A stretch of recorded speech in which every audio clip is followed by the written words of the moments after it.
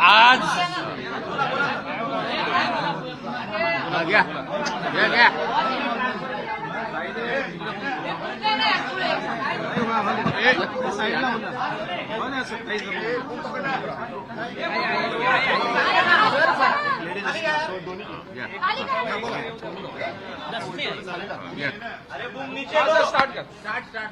आज महाराष्ट्रातील सर्वपक्षीय आदिवासी आमदार खासदार यांच्यासोबत सविस्तर चर्चा झाली। आमदार महोदय आणि खासदार महोदयाच्या सूचनेनुसार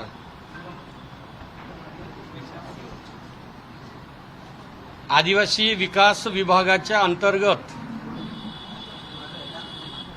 शासकीय वसतिगृहामध्ये प्रवेशाकरिता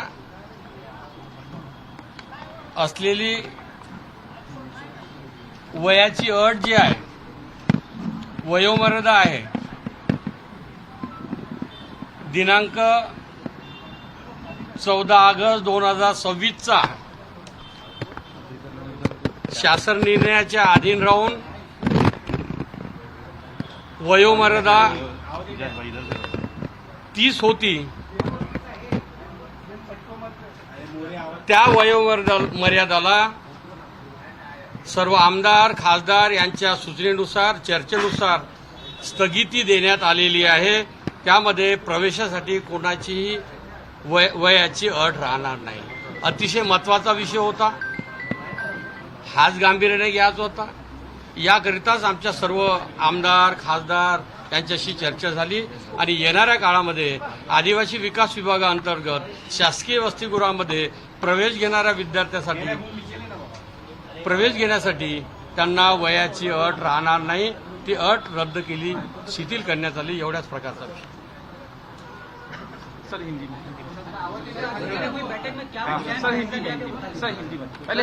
हिंदी मध्ये आदिवासी विकास विभाग की ओर से सर मराठी सवाल घ्या, मराठी से सवाल घ्या, हिंदी करो।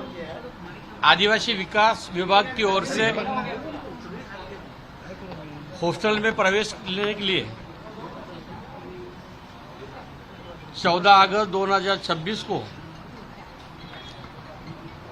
प्रवेश लेने के लिए जो आचार संहिता बनाने का जो जेआर निकला था,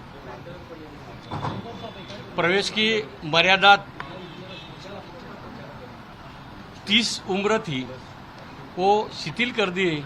अभी कोई अट रहेंगी नहीं वयों की, ये हम सब मिलके निर्णय ले लिए। राहुल गांधी इन्होंने कहा है कि कई विद्यार्थियों को जो है प्रेगनेंसी टेस्ट तक देनी पड़ती, इस तरीके की जो बात है। बहन जी ये विषय हमारे इसमें नहीं होता है, कृपया करके ये सब्जेक्ट में, क्योंकि हमारी बहना है, हमारे बच्चे हैं, ये बारे में नहीं बोलना चाहिए। ये मेरी विनती है। राहुल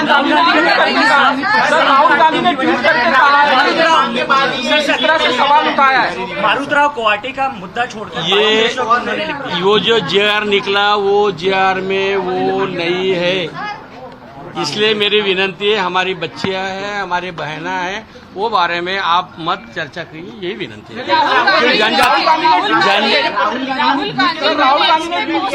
जनजाति समाज की मेरी बच्ची है, बहन है, इसके बारे में आप मत पूछिए। आप राहुल जी को पूछिए, और वो जो गवर्नमेंट का जेआर भी। सर हमारा सवाल राहुल गांधी को लेकर इसलिए क्योंकि वो नेता विपक्ष हैं, आपकी जवाबदेही बनती है। सर राहुल गांधी ने पत्र भी लिखा है मुख्यमंत्री को, ओपन लेटर लिखा है। वो तो कह रहे हैं आदिवासी डिपार्टमेंट ही ठीक से काम नहीं कर रहा, लंबा चौड़ा पत्र लिखा है। आमच्या सर हिंदी मराठी आमचे महाराष्ट्राचे नेते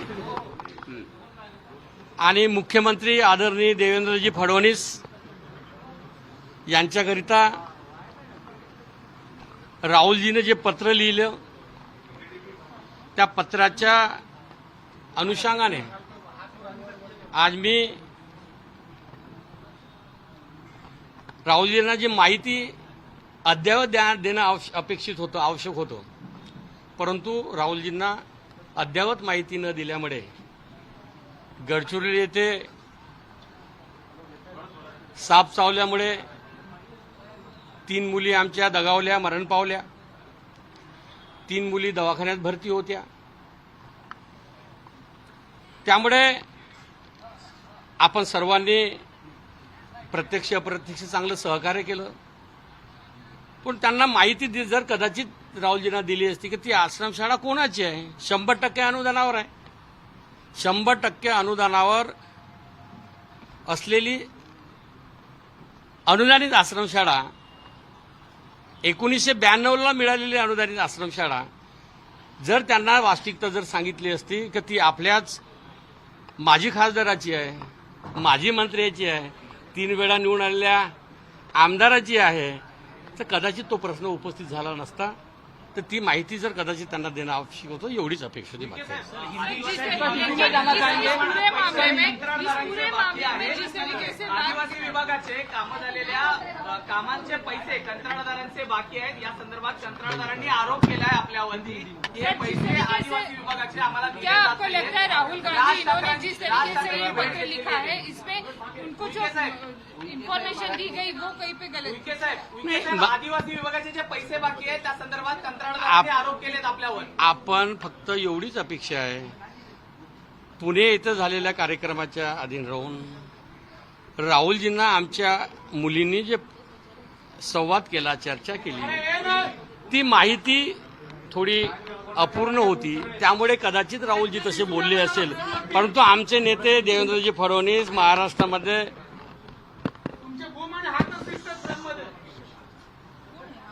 युद्ध पातळीवर विकास पर्व सुरू आहे.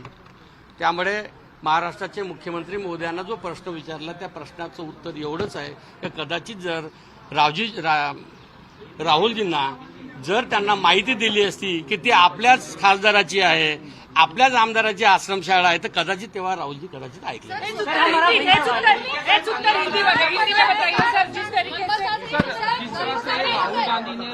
राहुल गांधी क्या आपको लगता है राहुल के ऊपर जानना चाहेंगे? राहुल गांधी ने मुख्यमंत्री को पत्र लिखा है, थोड़ा हिंदी में जानना चाहेंगे सर, हिंदी मध्ये सांगा. त्या संदर्भात राहुल गांधी ने पत्र लिखा है मुख्यमंत्री त्यांनी आरोप केलेले आहेत कंत्राटदारांनी आपल्यावर. सर, राहुल गांधी ने पत्र लिखा है मुख्यमंत्री को और जिस तरह से हमारे नेते देवेंद्र जी मुख्यमंत्री महोदय, उनको पत्र लिखा है जनजाति विभाग की ओर से.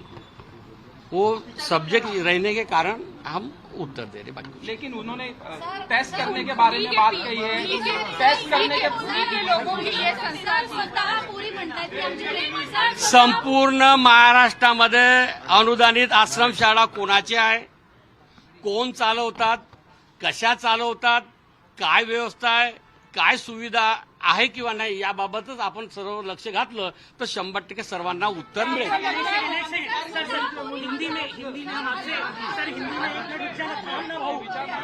जिस तरीके से राहुल गांधी जी को ये इन्फॉर्मेशन गलत दी गई, क्या उन्हीं के लोगों की ये संस्थाएं थी? क्या आप कहेंगे उस बारे में जो आपने महाराष्ट्र में अनुदानित आश्रम स्कूल 100% ग्रांट वो उनकी है. राहुल जी को मालूम है, राहुल जी ने पूछना चाहिए कि वो आप नाम नहीं मारोतराव जी कोवासे की अनुदानित आश्रम स्कूल है, वहाँ पे सर्पदंश हो गया है, तो उनको मालूम होना चाहिए. क्या राहुल गांधी को ये जानकारी नहीं थी कि उनके ही मंत्री है? नहीं होंगी, इसलिए नहीं होंगी. साहेब, पुसतवा शोधा पुरी म्हणतात की आमची प्रेग्नन्सी टेस्ट होते, त्या दिवशी तुम्ही मंचावर सुद्धा सांगितलं, मग तुम्हाला असं काय वाटतं की आमच्या बाप मुली आहे, आमच्या बहिणी आहे, मुलींच्या स्वतः बाबत म्हणतायत की आम्हाला आमच्या मुली स्वतः म्हणतायत त्रास होतोय. कोणालाही अधिकार नाही आमच्या मुलीबद्दल बोलायचं, आमच्या बहिणीबद्दल बोलायचं. आम्ही आमच्या बहिणी झालं नाही, होणार नाही, होत नाही. आमच्या मुली आहे.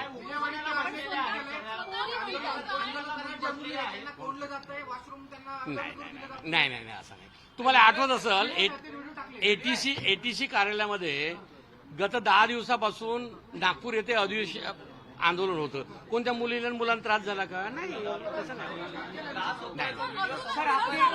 पुण्यामध्ये, नागरिकमध्ये ज्या आहेत त्या आंदोलनाला बसलेल्या बघायला मिळत आहेत. एक पीसी 250 मुलींच्या मागे एक पीसी त्या ठिकाणी वापरावा लागतोय. अनेक अडचणींचा सामना त्यांना करावा लागतोय असं त्यांचं म्हणणं आहे.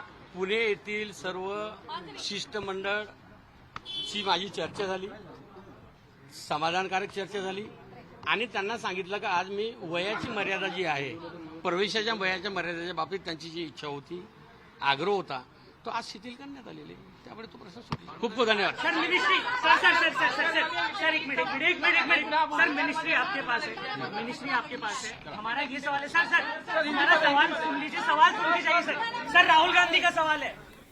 तर आपण बघतोय की आदिवासी विद्यार्थ्यांच्या मागणीला, आंदोलनाला मोठं यश आलेलं आहे. आदिवासी भागातील आमदार खासदारांसोबत सविस्तर चर्चा झाल्याचं उईके म्हणाले आणि या आंदोलनाला यश आलं असं म्हणावं लागेल, कारण आता वसतिगृहातील विद्यार्थ्यांच्या वयोमर्यादेला स्थगिती देण्यात आलेली आहे.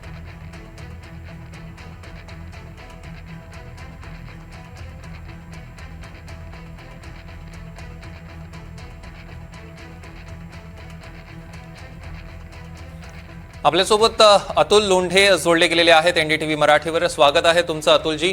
आपण बघतोय अशोक उईकेंनी एक अत्यंत महत्वाची माहिती दिलेली आहे, त्याबद्दल मला तुम्हाला प्रश्न विचारायचा आहे, पण त्याआधी त्यांचा बाईट तुम्हाला ऐकवतो. Bite please. प्रवेशाकरिता असलेली वयाची अट जी आहे, वयोमर्यादा आहे, दिनांक 14 ऑगस्ट 2026चा शासन निर्णयाच्या अधीन राहून वयोमर्यादा 30 होती. त्या वयोमर्यादाला सर्व आमदार खासदार यांच्या सूचनेनुसार, चर्चेनुसार स्थगिती देण्यात आलेली आहे. त्यामध्ये प्रवेशासाठी कोणाचीही वयाची अट राहणार नाही. अतुलजी, तुम्ही हा बाईट ऐकला असेल, तुमची पहिली प्रतिक्रिया आम्हाला सगळ्यात आधी जाणून घ्यायची आहे. सरकार निर्णय घेतं तेव्हा सरकार पुढे माहिती नसते का? एमपीएससीची वयोमर्यादा 43 आहे, यूपीएससीची वयोमर्यादा 35 आहे, पीएचडी करायला 32-33 वर्षाचं वय जातं. मग त्याच्यानंतर आदिवासी मुलं हे कोणत्या भागातून येतात, कोणत्या बॅकग्राऊंडमधून येतात? मी त्या आंदोलनात विद्यार्थ्यांना भेटलो होतो. त्यांना 200 रुपये रोजानी, 150 रुपये रोजानी काम करणारे त्यांचे आईवडील. तर अशा परिस्थितीमध्ये त्यांना सपोर्ट, आदिवासी म्हणून त्यांच्याकडे आपल्याला वेगळ्या दृष्टिकोनातून बघावं लागेल, त्यांच्यासाठी एक्स्ट्रा एफर्ट्स घ्यावं लागतील आपल्याला. ते सगळं असताना अशा पद्धतीच्या अटी वगैरे शर्ती लावून आपण त्रास देत नाही आहेत का? आणि शेवटी आता मग असं झालेलं आहे की राहुल गांधी म्हणजे सोल्युशन. म्हणजे राहुलजींना या प्रश्नामध्ये लक्ष घालावं लागलं आणि त्यांना पत्र टाकावं लागलं. ते स्वतः मी येतो असं विद्यार्थ्यांना म्हटले आणि त्याच्यानंतर सरकारला करावं लागलं. पण मग हे सरकार विचार करतं का? या सरकारचं डोकं ठिकाणावर आहे का? असे सुद्धा प्रश्न उपस्थित होतात. पण अतुलजी, मग या निर्णयाचं तुम्ही स्वागत करता? हो, नक्कीच. स्थगिती नाही, तो काढूनच टाकायचा म्हणा. ह्याच्यापूर्वी तर या 14 ऑगस्टच्या GR मध्ये एक अट अशी होती की तुम्हाला कुठल्याही संघटनेचा सदस्य होता येणार नाही, कुठल्याही पद्धतीचं तुम्हाला तुमची अभिव्यक्ती व्यक्त करता येणार नाही, तुम्हाला कुठला विचार, प्रेस कॉन्फरन्स असं कुठलंही घेता येणार नाही, अशी सुद्धा अट टाकलेली होती. ती सुद्धा पहिलेच काढली. पण अशा पद्धतीचे GR काढणं, अशा पद्धतीने काय म्हणजे एक्झॅक्टली करायचं काय? यांना मुलांना शिकू द्यायचं आहे, मुलांना वाढू द्यायचं आहे, आदिवासी मुलं म्हणून त्यांना मुख्य प्रवाहामध्ये सामील करून घ्यायचं आहे की नाही, असे काही म्हणजे मानसिकता जी आहे ती किती निगेटिव्ह आहे हे त्याच्यावरून दिसून येतं. शेवटी राहुल गांधींना काल त्याच्यामध्ये लक्ष घालावं लागलं. त्या मुलीने जेव्हा सांगितलं ती प्रेग्नन्सी टेस्ट ती सुद्धा बंद करायला पाहिजे. प्रेग्नन्सी टेस्ट जी आहे ती सुद्धा बंद करायला पाहिजे. काय म्हणणं काय यांचं आदिवासी यांच्याबद्दल? अतिशय शुद्ध आणि पवित्र लोक असतात ते. त्याच्यामध्ये हे याचं कारण काय आहे? प्रेग्नन्सी टेस्ट वगैरे आहे तर ती पण बंद केली पाहिजे. अतुलजी, यावर त्यांनी मात्र हा प्रश्न माध्यमांनी त्यांना विचारला, मात्र यावर त्यांनी बोलणं टाळलेलं आहे. धन्यवाद. आपण सविस्तर प्रतिक्रिया एनडीटीव्ही मराठीला दिलीत त्याबद्दल. दरम्यान आपण बघतोय आदिवासी विद्यार्थ्यांची एक मोठी मागणी मान्य झालेली आहे.